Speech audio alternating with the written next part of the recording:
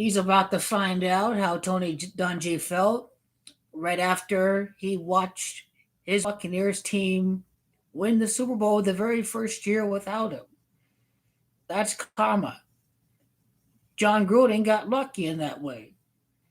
He's going to know exactly how Tony Dungy felt when Gruden gets all the credit and Tony Dungy didn't get any credit at all for the Bucs team that won the Super Bowl.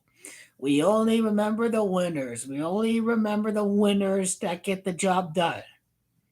What goes around comes around. John Gruden with the Raider dynasty that he has built.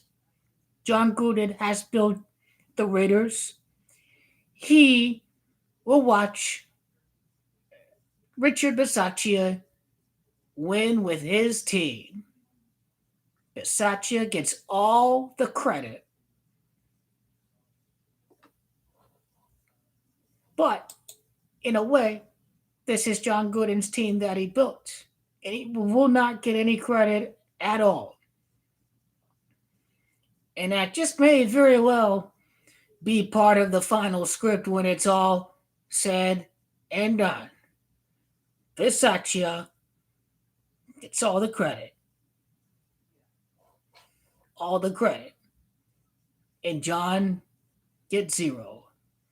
And let's not be blasphemous and disrespect Josh Jacobs and say that he's done nothing.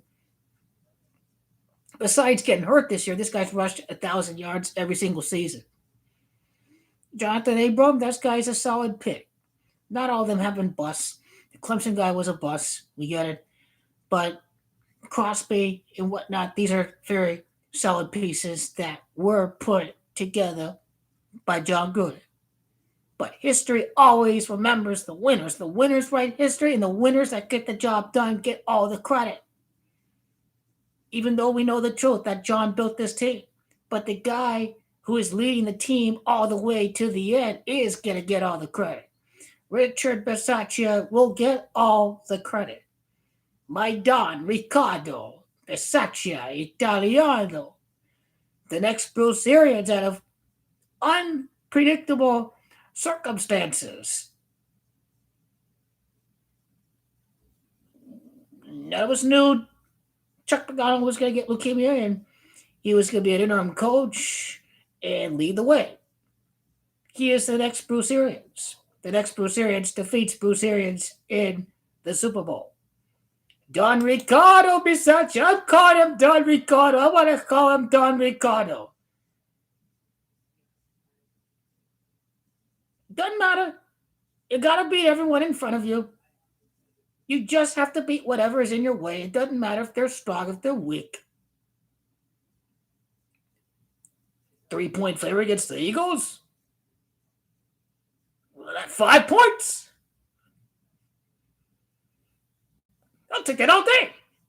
Only 3 points. I thought they'd be 5 and 6. But people, the public's perception is what's different than our perception, which is okay.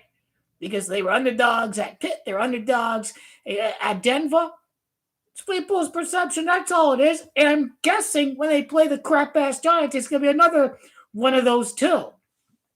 And if the Giants win, then that makes it pretty interesting. I'm all good with that. It's all good. But the Raider dynasty begins when Gruden, the racist, homophobe, that is gone. The Patriot dynasty began when Drew Bledsoe went down. The Raider dynasty begins when John Gruden went down.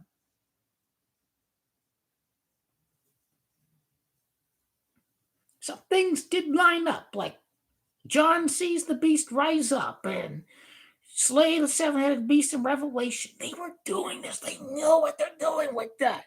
Doesn't have to be the final script, but it's all synced up to where you see the two teams face up. And before the season, it's John Gruden. But then when John Gruden is gone, okay, then little details that emerge following up on the main idea. The main idea is the matchup, but then the subscripts are what is added on to what is revealed as the final piece of the puzzle to the main script.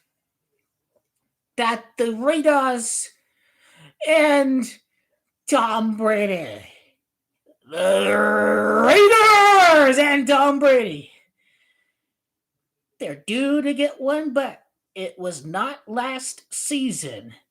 It was not last season. It is this season. And that's one stadium that, since they played the Chargers last year, is Tom Brady ever going to win a game over at the SoFi Stadium?